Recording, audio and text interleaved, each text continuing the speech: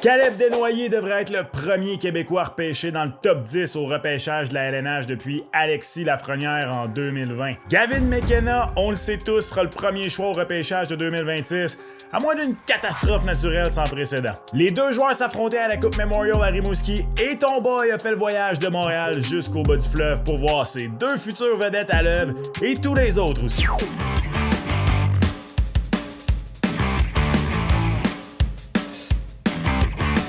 What's up tout le monde, c'est ton boy Max. La Coupe Memorial bat son plein à Rimouski et je me suis rendu dans le bas du fleuve plus tôt cette semaine. J'y allais pour animer le podcast aux quatre coins, balado officiel de la LHJMQ qui est disponible juste ici. C'était en direct du Fan Jam au Colisée financière Sun Life. Honnêtement, un bel événement.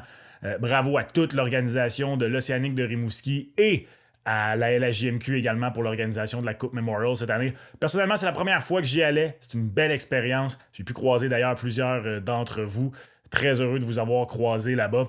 Shout-out d'ailleurs à Étienne et Malik, deux jeunes de 18 ans qui avaient fait le chemin de Trois-Rivières jusqu'à Rimouski pour aller voir l'événement et qui ont pris le temps de piquer une jasette. Honnêtement, ça m'a beaucoup touché de tous vous croiser. D'ailleurs, c'est pas quelque chose à quoi je suis habitué. Alors, shout-out à vous. Ce qui m'intriguait le plus de la rencontre était de voir s'affronter en live Gavin McKenna et Caleb Desnoyers, en plus d'observer Caden Lindstrom qui a pratiquement pas joué depuis sa sélection par les Blue Jackets de Columbus l'an dernier. Je voulais vous amener avec moi, mais il s'avère que ton boy est le pire vlogueur de l'histoire. Non, c'était pourri. Je viens de me rendre compte que Tigers contre Wildcats, la bataille des chats, c'est tout, man. Tant qu'à ce que le vlog soit pas bon, on continue, là. Je vous épargne ça. Peut-être qu'un jour, je vais le mettre exclusif aux membres, je sais pas trop. On verra. Donc, à défaut de vous amener dans le Colisée Sun Life avec moi, d'ailleurs, splendide arena. Ça vaut vraiment la peine de faire un tour des arénas de la LHJMQ. Bref, le carnet de notes, lui, est plein. Et bien que j'ai été sur place pour une seule rencontre du tournoi, je les ai toutes regardées jusqu'ici, comme plusieurs d'entre vous, j'en suis convaincu. Voici quelques observations sur les meilleurs espoirs à la Coupe Memorial. D'ailleurs, laisse-moi les tiennes en commentaire et j'y répondrai. Et reste jusqu'à la fin de la vidéo pour un commentaire en bonus sur un joueur que j'ai observé avec un peu plus d'attention que je m'attendais pas à regarder. Peu importe à quel point tu penses que Gavin McKenna est bon, il est meilleur que ça. La première chose que j'ai remarqué, c'est bien que longiligne, je veux dire, le kid de 17 ans après tout, il est plus grand que je pensais. Oui, la plupart des sites indiquent qu'il mesure 6 pieds, mais de un, il faut toujours faire attention avec ces infos-là, surtout des kids de juniors, c'est plutôt arbitraire, on sait jamais dans quelles circonstances ça a été mesuré. Y a-t-il des semelles ou y a pas de semelles? Bon. Et de deux, il a probablement continué de grandir cette année et je serais pas du tout surpris qu'il soit 6 pieds 1 ou tout près de 6 pieds 1. Au-delà de ça, McKenna est à la fois capable de ralentir le jeu, mais aussi de l'accélérer avec son coup de patin, sans tomber dans la comparaison directe ou les prédictions de carrière. C'est probablement le joueur qui ressemble le plus à Connor McDavid. La façon dont il passe de 0 à 100 avec des petits coups de patin rapides, clairement, McKenna s'inspire de McDavid dans son style de jeu.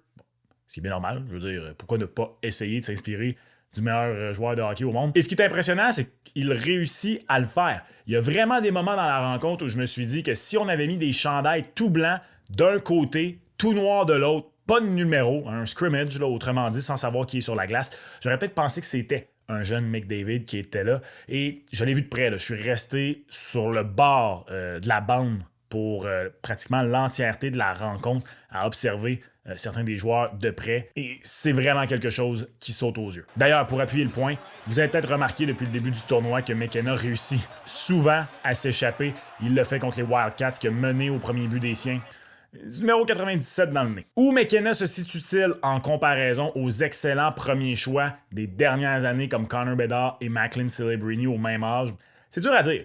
Surtout que je pense pas qu'on a affaire au même style de joueur dans aucun des trois cas. Le tir de Bedard est supérieur aux deux autres. Le jeu sur 200 pieds de Celebrini a toujours été intéressant. Mais pour le moment, McKenna évolue à l'aile, principalement sur le flanc gauche. Il a vraiment tout ce qu'il faut pour devenir un fabricant de jeu, également capable de marquer ses buts.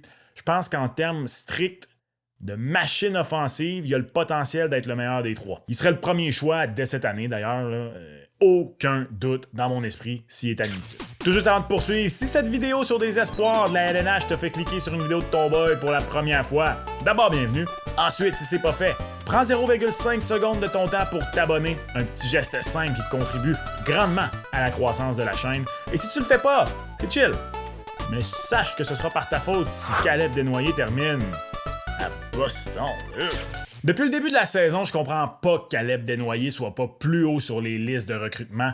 Desnoyers est classé 7e parmi les patineurs nord-américains et je suis convaincu que 7e au total, c'est le plus tard qu'il peut sortir. Soyons 100% honnêtes, à l'image des Wildcats, Desnoyers ne connaît pas une grande Coupe Memorial jusqu'ici.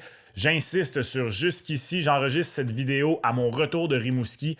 Au moment de la publication, les Wildcats et l'Océanique ne se sont toujours pas disputés le dernier match de ronde préliminaire et peut-être aura-t-il une chance de revirer les choses de côté, on verra. Ceci étant dit, un recruteur ne fait pas chuter drastiquement un joueur sur sa liste en raison d'une performance un peu décevante, un court tournoi après un long parcours éliminatoire. Je crois par contre que cette Coupe Memorial était l'opportunité pour Desnoyers de peut-être solidifier la possibilité de se faire repêcher dans le top 5. J'ai vu d'ailleurs un certain Barry Trotz sur place au Colisée financier à Sun Life et les Preds repêchent au 5e rang. Desnoyers n'a pas réussi jusqu'ici, je le répète, jusqu'ici, à s'élever au-dessus de la mêlée. Il faut dire que c'est un tournoi difficile pour les Wildcats de Moncton. Avant le match contre l'Océanique de Rimouski, aucun attaquant des Wildcats n'a marqué en 2 rencontres. Mais voici quelques observations sur le joueur des Wildcats. Malgré son jeune âge, il est utilisé à toutes les sauces. Il peut autant aller sur la glace en désavantage numérique, 5 contre 5, des mises au jeu en zone défensive et plus. En avantage numérique, il est bon avec la rondelle sur sa lame de bâton. Il peut autant chercher le tir que la passe. Son travail le long des rampes est intéressant et surtout, c'est le niveau de compétitivité dans ce joueur, moi, qui m'a convaincu qu'il y a un brillant avenir devant lui. Ça a été un match difficile pour les Wildcats de Moncton contre les Tigers de Medicine Hat.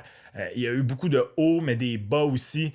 Les 5 premières minutes de jeu ont été très difficiles. Après ça, la deuxième période en entier a été difficile pour les Wildcats de Moncton. Mais tu sentais au moins le niveau de combativité de son trio qui était excellent, même dans une rencontre comme ça qui était fort probablement très frustrante.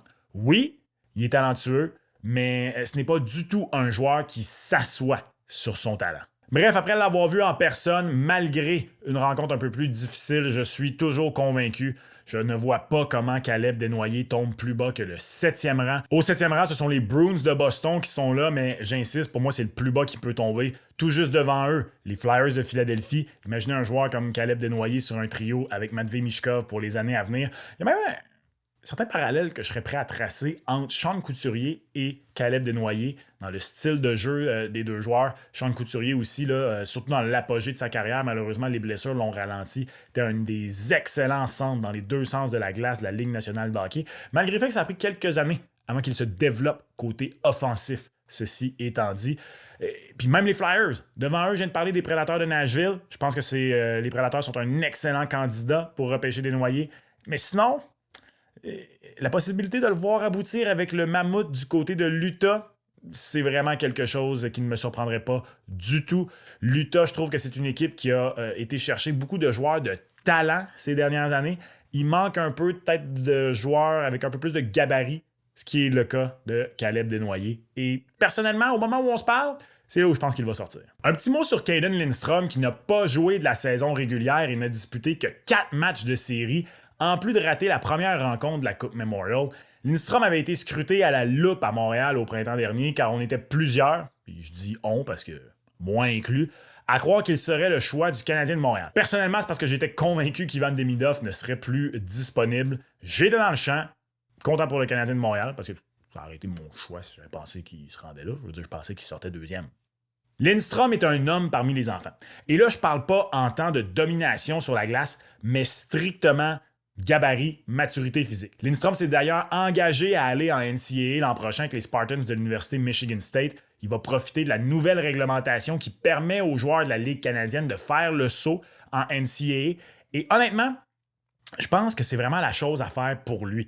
Après une année ratée au grand complet, je veux dire, ce serait une extrême surprise, une extrême surprise de voir Lindstrom se tailler un poste avec les Blue Jackets de Columbus. Et c'est un joueur que, si sa santé lui permet de se rendre à temps plein dans la LNH, il va falloir qu'il domine physiquement. Et aller en NCAA, affronter des joueurs plus vieux, va lui permettre de pouvoir mieux travailler cet aspect de son joueur. Parce que moi, c'est quelque chose que je dis souvent.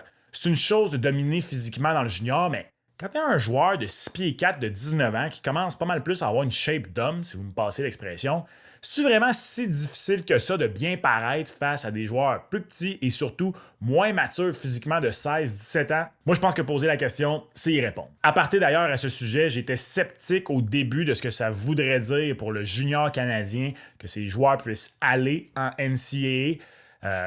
Ça me faisait peut-être même un petit peu peur pour le circuit, mais je pense que d'un point de vue strictement développement, ça peut être une très bonne chose pour des joueurs comme Lindstrom. Peut-être même que ça va permettre de garder plus de joueurs de 16-17 ans dans les 3 circuits et ensuite les voir faire le saut pour poursuivre leur développement en NCAA. Je pense vraiment que la combinaison des deux peut être bonne pour certains cas précis, comme c'est le cas pour Caden Lindstrom. Évidemment, on ne peut pas trop baser nos opinions sur ce qu'on voit dans ce tournoi pour le joueur de centre, je le disais. Il n'a pratiquement pas joué cette saison, donc c'est clair qu'il y a de la rouille, manque de timing et tout ça. Et d'ailleurs, sa blessure au dos est inquiétante, surtout à son âge. Mais dans le cercle des mises au jeu, sur la glace, je me répète, tu vois que c'est un homme parmi des enfants. Non, c'est pas le joueur qui a le plafond offensif le plus élevé, mais je me répète, s'il est en santé, je souhaite vraiment une belle carrière à ce gars-là. C'est vraiment un profil là, qui est splendide pour un gros joueur de centre. Tomboy ne pouvait pas terminer cette vidéo sur le terrain sans un petit mot sur sa passion, les gardiens. J'espère sincèrement que Mathis Rousseau va obtenir une chance dans la LNH. Comme plusieurs gardiens sous les 6 pieds, Rousseau, 5 et 11, n'a pas été repêché malgré sa splendide carrière junior durant laquelle il a joué pour Équipe Canada au tournoi 2024. Rousseau et Rudy Guimont ont alterné tout au long des séries et la JMQ et Gardiner McDougall a finalement donné la pole à Rousseau pour le tournoi.